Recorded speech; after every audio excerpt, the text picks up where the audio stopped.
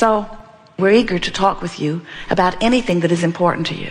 But we want you to begin to get the sense of this powerful stream. And if you will begin to cooperate with your own expansion, everything will go so much better for you.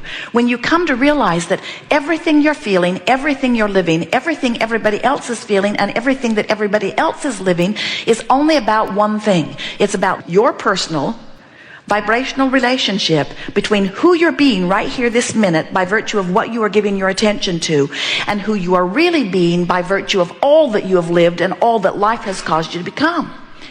So you have all of these emotions that tell you how you're doing.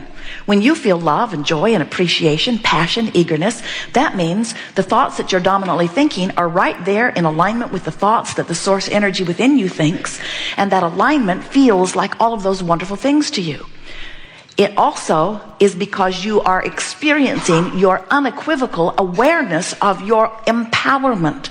That is the embodiment of empowerment. When you line up with who you are and you're offering one signal, you are a string to reckon with. In other words, everybody around you must cooperate with you, and the uncooperative ones have to bounce right out of your experience because your signal of alignment is so powerful.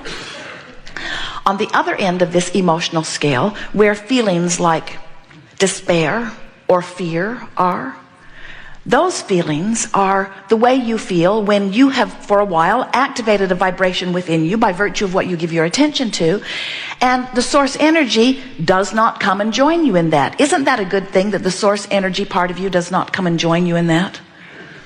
Well, you say, no, it'd feel better if source would join me down here, wallow with me in my pity party. And we say, think about the navigational systems in your vehicles. Jerry and Esther have several different kinds, but they're all the same, basically. The system knows where they are because of the satellites in the sky and the dishes on their vehicles. They program in their desired destination, and the system calculates a route, tells them how to get from where they are to where they want to be. How would it be if Magellan, as soon as they program in where they want to be, Magellan automatically says, no, I'll just program myself to where you are.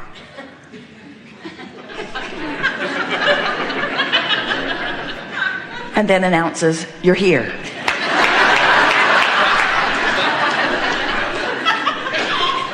So the source within you is not going to join you. Source within you is always going to stay where you have most expanded yourself to be. So over here where the emotions feel so terrible, that's your perception of no power. Over here where the emotions feel so wonderful, that's your perception of complete empowerment. So we want you to begin to realize that from where you are to where you want to be is this fast moving river, always moving. And that your discomfort every time, no matter what, no exceptions, we're not kidding you. Your discomfort is because something that you're thinking has got you pointed upstream in opposition to something you want every single time. So then our friends who've been listening to us for a while say, oh, I get it. Down there's where my stuff is, up here's where I am. No problem, I'll just turn my boat around, put a motor on it, and get over there. And we say, you've missed the point if you think you have to turn your boat and put a motor on it. The stream will carry you. You don't have to do anything except let go of the oars. If you will let go of the oars, the stream will turn you and take you toward where you want to be. And here's the point we really want you to hear. In the moment that you drop the oars, in the moment that you let go of whatever thought it is that's got you pointed that way, in the moment that you say, oh, never mind, or I'll think about it later, or I don't have to figure this out now, or it isn't as bad as I'm making out to be, or why am I making such a big deal of this? In the moment that you make those statements to yourself, what happens is you stop the activation that's got you pointed that way, and you begin to turn in the stream. And when you turn in the stream, the relief is obvious, especially if you really, really want something and you're really, really focused against it. In the moment that you stop that, you feel relief. So that's what slumber does for you. When you finally drop off to sleep, you stop that activation, and you know, while you slumber, you turn and go with the flow. And then you wake up and you say, oh yeah, I remember my life. As you turn and go back upstream. When you meditate, when you focus upon something that causes you to stop thinking, and when you stop thinking, you stop all of the activation of that opposite vibration, you turn and you go with the flow. When you appreciate, you always turn and go with the flow. But the tricky thing is, when you're over there feeling really, really bad, and you've got some bright-eyed, bushy-tailed friend over here saying, come over here, come over here. You sort of just want to kill them because you can't relate to them at all. And the source within you is not going to come over there where you are, but it is going to continue to call you from where you are. Now, this is the thing we really want you to hear. We want you to leave here remembering one thing, only one thing. It's all you need to get from this. The call of source always sounds and feels like relief to you. So if you are in despair and all of a sudden you get mad, really, really, really mad, you feel better, don't you? Have you ever been depressed and then got full of rage and revenge? Can't you feel yourself taking some of your power back? If you've been watching the news and you are following the story of the most recent gunman, maybe then you're hearing some of the powerlessness that he was feeling.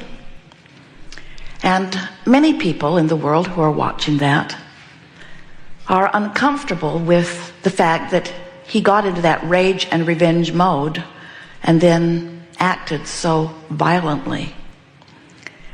And we say, if he had in his life been allowed to move from his feeling of powerlessness into rage and revenge naturally, he would have moved right through into less anger and less anger and less anger, into frustration, into hope, into believing, into knowing. In other words, he, like everyone, has a source energy calling him. But when you feel powerless and you are naturally called in the direction of what feels better, and you move into that revenge mode, and then the world stands and says, wait, it's wrong for you to feel that way, it's inappropriate for you to act out in anger, then you just go back to powerlessness. So it's powerlessness, revenge, powerlessness, revenge, powerlessness, revenge. No improvement takes place. Every single person who has ever done anything terrible to any other person is someone well-meaning, wanting with everything that they have to move in the direction of connection with who they are. But they've lost track of their guidance system. They don't know about emotions. They don't know that their emotions are calling them home.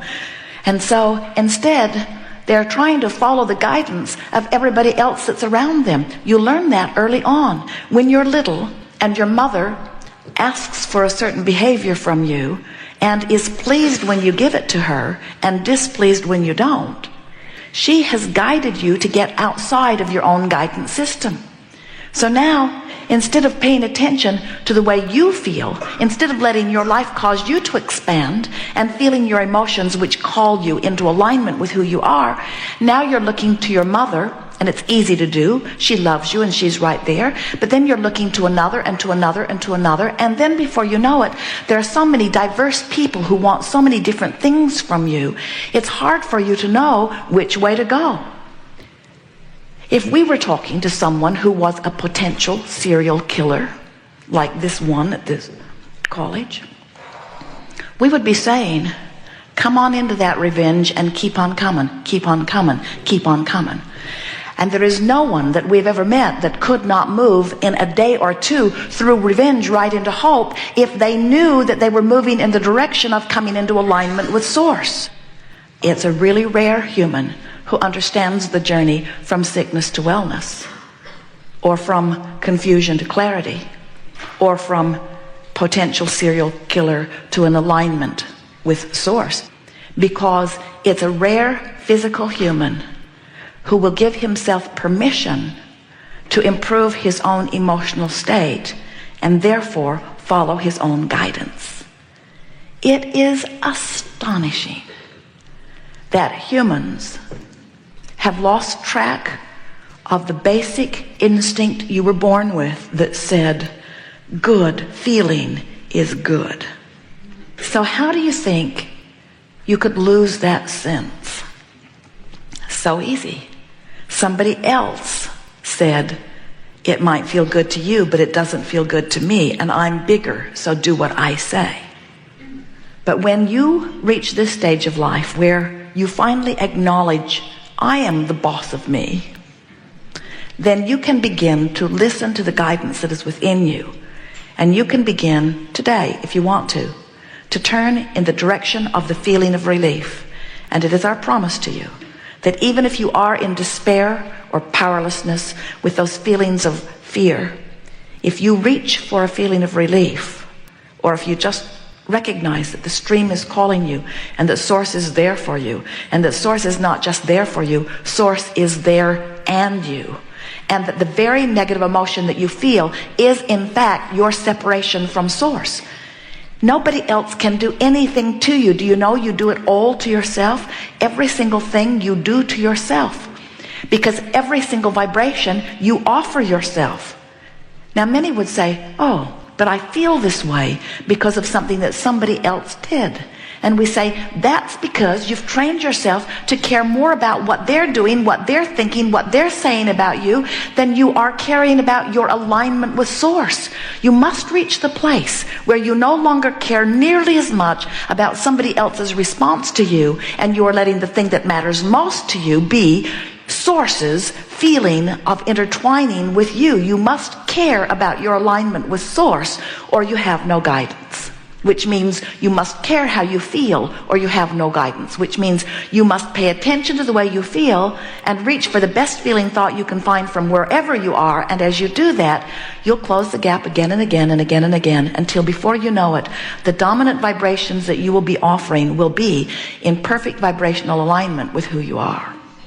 Jerry and Esther have visited with some people recently, a few of them, who are public figures, who have a lot of people who are aware of them.